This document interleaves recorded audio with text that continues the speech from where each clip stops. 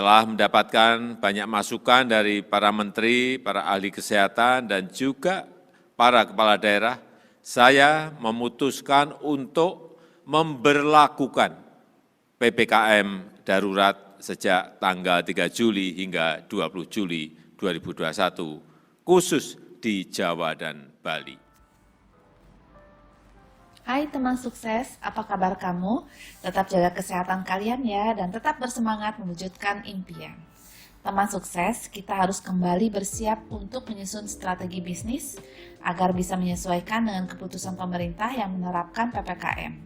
Apa itu PPKM? Adalah kebijakan pemberlakuan pembatasan kegiatan masyarakat yang darurat diadakan di Jawa dan Bali. Ini adalah imbas dari kasus penyebaran virus yang meningkat tajam saat ini. Jadi keadaan ini tentunya bisa menjadi tantangan untuk semua pebisnis. Jadi apa sih yang membedakan PPKM darurat kali ini dengan kebijakan pembatasan yang terdahulu? Jadi dalam PPKM darurat ini, aktivitas perkantoran sektor non-esensial akan dilakukan sepenuhnya dari rumah. Sedangkan sektor esensial seperti keuangan, perbankan, pasar modal, teknologi informasi dan komunikasi, perhotelan, industri orientasi ekspor dibatasi kapasitasnya 50%. Sementara hanya sektor kritikal yang diperbolehkan 100%. Contohnya seperti apa? Yang menyangkut energi, kesehatan, keamanan, logistik, transportasi, industri makanan, minuman, dan penunjangnya.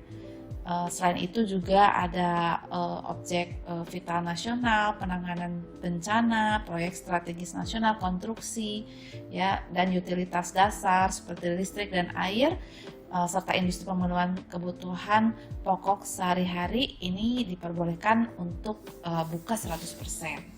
Nah, untuk restoran atau penyedia makanan atau minuman hanya diperbolehkan untuk dibawa pulang atau take away.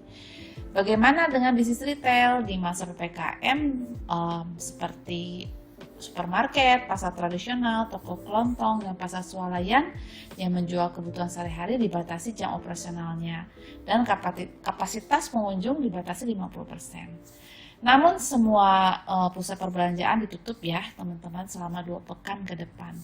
Nah, jadi teman sukses, masa-masa ini memang terbilang sulit untuk kita semua, terlebih bagi pelaku bisnis UMKM. Namun jangan patah arang, karena bisnis kita harus kita terus kibarkan semangatnya. Tidak harus dengan melanggar peraturan, namun dengan adaptasi dan restrategi bisnis kita. Kebanyakan bisnis yang saya miliki adalah bisnis servis atau jasa. Bisa dibilang posisi yang kurang strategis dengan keadaan saat ini. Namun saya tidak patah semangat karena saya sudah memiliki kunci untuk mengadaptasikan bisnis yang saya jalani dengan kebijakan pembatasan ini. Apa tuh kuncinya, Ci? Nah, saya akan bahas ya dengan teman-teman semuanya. Semoga bisa bermanfaat. Yang pertama, manfaatkan teknologi digital. Bisa dibilang pemanfaatan teknologi digital cukup membantu banyak bisnis saat ini untuk bisa survive. Walau memang butuh pendalaman dan pembelajaran, namun itulah prosesnya. Jangan langsung menyerah karena merasa tidak bisa, karena kamu tidak akan bisa kalau tidak pernah mencobanya. Teknologi digital bisa memudahkan bisnis kamu ditemukan oleh calon customer dan tetap membuat kamu bisa terhubung dengan klienmu walau terpisah jarak.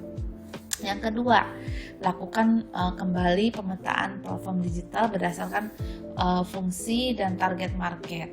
Pemanfaatan teknologi digital tentunya akan semakin efektif jika kita mengetahui pemetaan masing-masing platform digital sesuai fungsinya. Contoh ya, misalnya platform pemasaran bisa kamu temukan di beberapa marketplace seperti Tokopedia, Shopee, dan sejenisnya.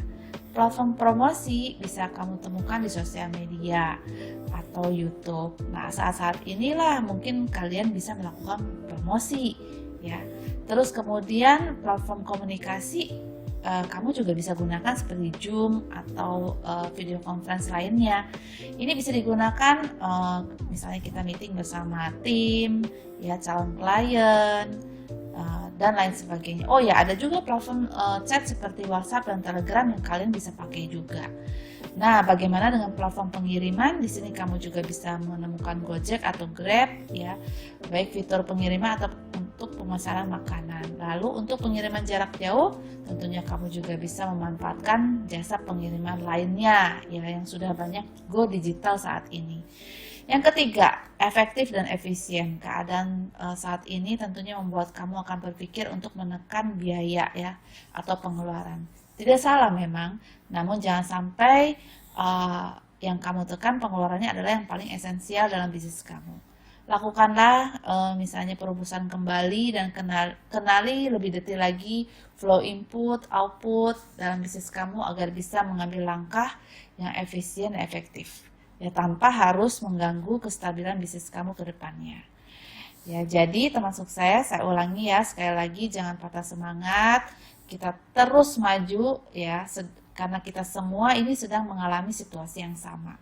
Dan kita semua harus berjuang bersama-sama untuk melalui ini dan keluar sebagai pemenang. Sehat dan bahagia selalu untuk kita semua. Teman sukses kamu, Yovita Hamdani.